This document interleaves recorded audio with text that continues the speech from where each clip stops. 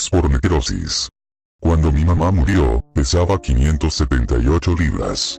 Durante mi niñez, nunca comprendí por qué mi madre no podía ir a las entrevistas entre padres y maestros, u obras de teatro escolares, o siquiera ir a recogerme. Llevarme a casa siempre le tocaba a una niñera o algún vecino, al menos hasta que tuve la edad suficiente para tomar el bus por mi propia cuenta.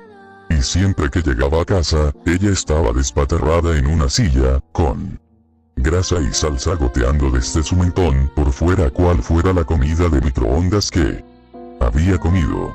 Nuestra casa entera apestaba a ese hedor de manchas dulces impregnadas en lonjas de grasa, el aroma pastoso de una alfombra que ha sido abandonada por años.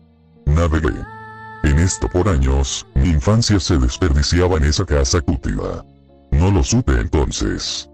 Pero ahora me doy cuenta de que una parte de mí ya percibía el mal subyacente, la enfermedad supurante que se estaba carcomiendo los cimientos mismos. En tanto seguí creciendo, mi ignorancia cambió a repulsión. Era una combinación de pena y miedo, pena de que eso era de donde yo provenía, y miedo de que mi madre se fuera a morir algún día. Morir y dejarme totalmente solo en el mundo. Y mi enojo se agudizó. ¿Por qué no podía mejorar?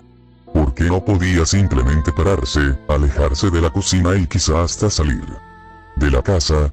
Una parte de mí quería matarla de hambre, asfixiar su consumo para que pudiera botar ese exoesqueleto elástico de grasa.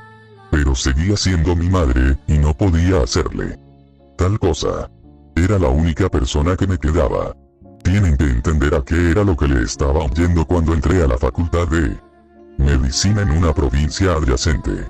Tener que frotar solapas húmedas de piel para bañarla cada noche. Vestirla e incluso llevarla al baño empezó a carcomerme a mí. Por primera vez en mi vida, no sería responsable directamente del cerdo corpulento que era mi madre. Ella se iba a quedar en nuestro pueblo estático del medio oeste, con una cuidadora pagada con el monto del seguro de vida, y yo tendría la libertad de vivir mi vida. O, al menos, eso fue lo que supuse. El asunto con planes como este es que siempre habrá algo que te hunda, algo que devore tus esperanzas hasta que no deje nada. Para mí, fue la necrosis de mi madre.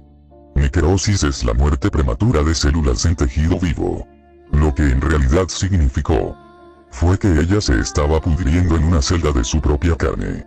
El peso de su propio cuerpo había aplastado la carne en su espalda, la cual había dejado de transportar sangre, la cual había empezado a morir. Significó que tuve que volver a casa para cuidarla una vez más, después de solo 26 días de libertad. Regresé al olor familiar de orina, sudor y moho. No obstante, todo eso se había mezclado con un contaminante nuevo, el olor agrio, pero enfermizamente dulce de carne descompuesta.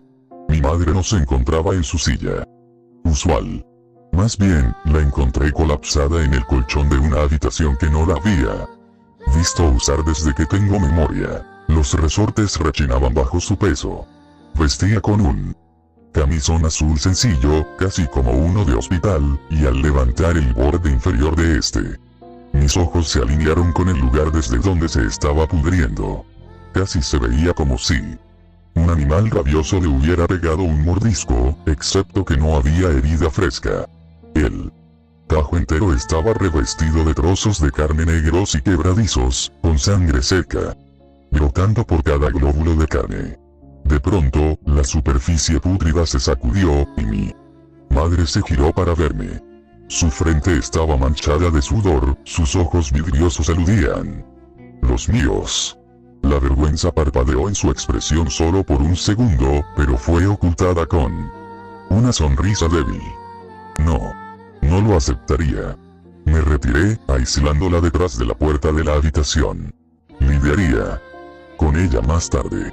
En vez de eso, me fui a desempacar. La situación había empeorado mucho. Más rápido de lo que anticipé. Las cosas solo iban a progresar rápidamente a partir de ese punto. La putrefacción le deshizo el reverso del muslo en solo una semana. Hueso pálido salió a la superficie, asomándose por una fosa de pus pegajoso, carne grumosa y sangre coagulada. El doctor me dijo que lo mantuviera limpio y desinfectado, pero parecía que cada vez que trataba de raspar la mugre, una nueva capa era derramada. También empecé a racionar su comida, alimentándola con una dieta con la mitad de las calorías para un adulto promedio, con la esperanza de que eso la pudiera adelgazar. Fue un error.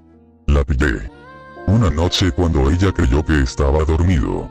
Viéndola desde la oscuridad, distinguí que llevó su mano detrás de sí, hacia el cráter purulento en su muslo rancio. Sus uñas rasparon el hueso expuesto para extraer algo de mugre y carne. Estremeciéndose y gruñendo, evidentemente bajo un dolor extremo, se llevó a la boca su mano temblorosa repleta de pus. Y se la metió. Me atraganté en silencio mientras la observaba lamer de sus dedos la sustancia viscosa transparente, abofeteándose los labios ruidosamente. Al día siguiente, cubrí la herida con varias capas de vendaje y traté de reprimir la imagen. Casi la vi hacerlo de nuevo muchas noches más, retractándose siempre que me acercaba. Creo que la única razón por la que no saqué el tema fue porque eso lo haría demasiado real. Estaría obligado a reconocer la verdad de lo que había visto. Ella se estaba comiendo su propia carne pútrida y agria, y yo simplemente la estaba dejando. Para cuando mi madre al fin murió por una infección en su sangre, ni siquiera podía soportar su aliento por lo corrupto que estaba debido a la pestilencia de la descomposición. Había perdido 57 libras. Para entonces, a veces no puedo evitar preguntarme cuánto de eso se habrá comido. A fin de cuentas, tuve que llamar a una grúa para que cargaran los últimos despojos ruinosos de mi madre.